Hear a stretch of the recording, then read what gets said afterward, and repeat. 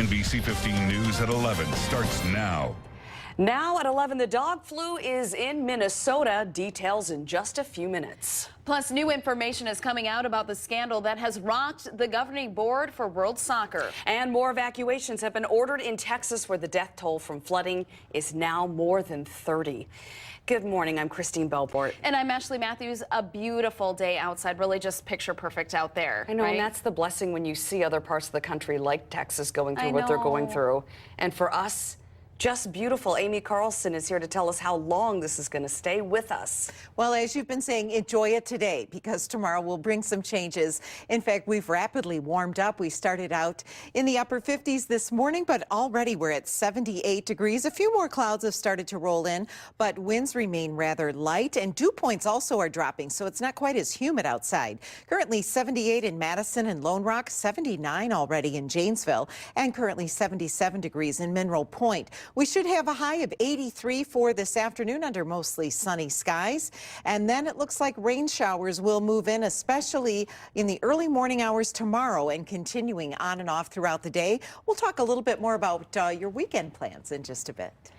Amy, thank you. New at 11, two men are behind bars after authorities found nearly $40,000 worth of drugs in a Madison apartment. Officials say 39-year-old Brandon Taylor and 33-year-old Eric Williams were arrested yesterday on numerous charges, including possessing and delivering heroin and cocaine. The arrests were made after authorities searched an apartment on the 200 block of Swanton Road. About $38,000 worth of drugs were found, along with other drug-related items. Meantime, a Marshfield man has been found guilty of stealing more than $50,000 in a Green Bay Packers ticket scam.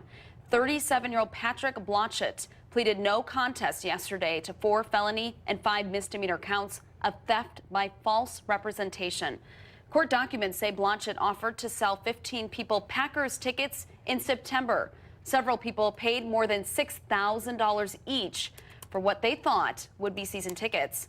Blotchett admitted to taking the money. He could spend up to 3 years in prison. He'll be sentenced in August. A Monroe man is dead after he crashed his motorcycle into a car. It happened around 9:30 last night on State Highway 69. This is in the town of Montrose here in Dane County.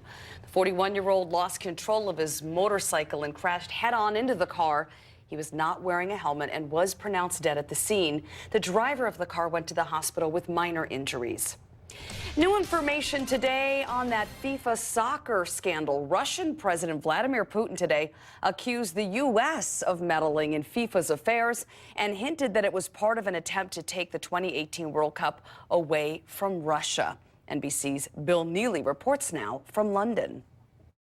This soccer scandal is now developing into an angry global diplomatic row. Russia's President Vladimir Putin has gone on state television unusually to criticize the U.S. investigation, saying it's none of America's business, that it's a blatant attempt to extend U.S. jurisdiction to other countries. And he also accused the U.S. of trying to take the World Cup from Russia. It is due to host the tournament in 3 years' time.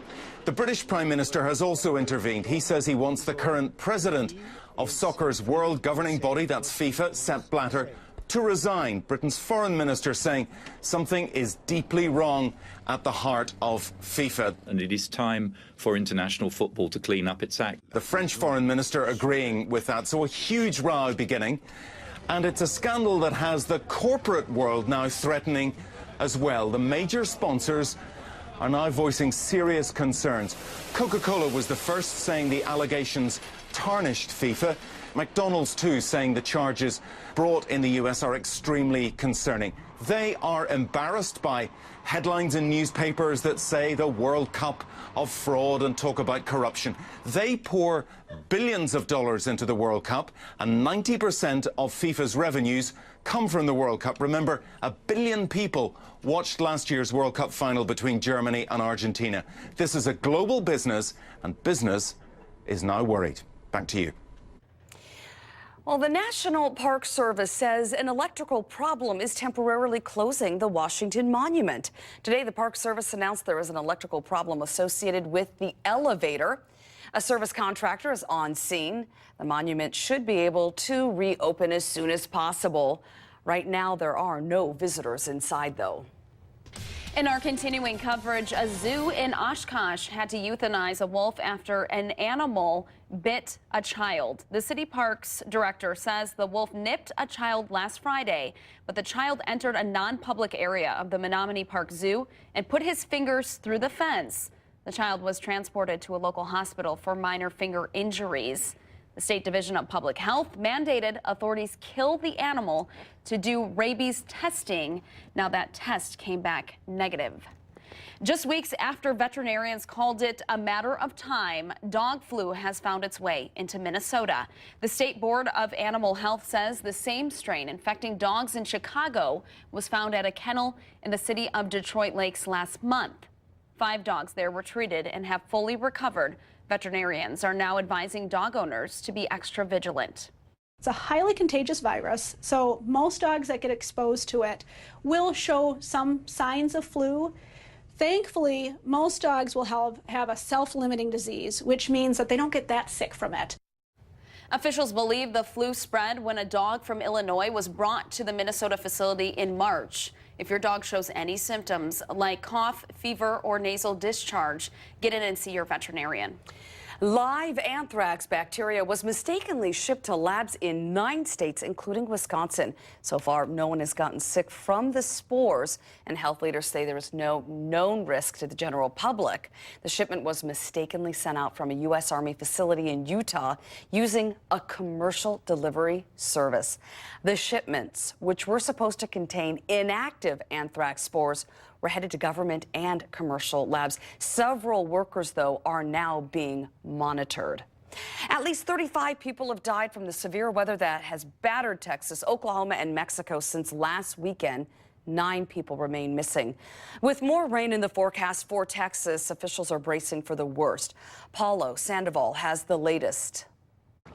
Authorities in Texas are ordering voluntary evacuations along parts of the Colorado and Brazos rivers. They're worried that predicted heavy rain will cause more flash flooding that could spell disaster in already devastated areas. Our grounds are saturated, the river is still up, so if we were to receive a small amount of rain, we could be right back into an emergency situation in regards to floods. Crews are pushing ahead with cleanup from major flooding earlier this week.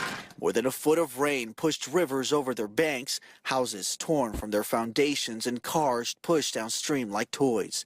Oh, no! This is video of the powerful Blanco River breaking down a door and pushing into one family's home. This tornado touched down all the way up in the Texas Panhandle. It damaged a gas drilling rig in Hemphill County and injured 3 people, 2 of them critically. Meanwhile, the search for 9 missing people continues. One family outside Houston spent Wednesday searching for the body of 73-year-old Alice Tovar.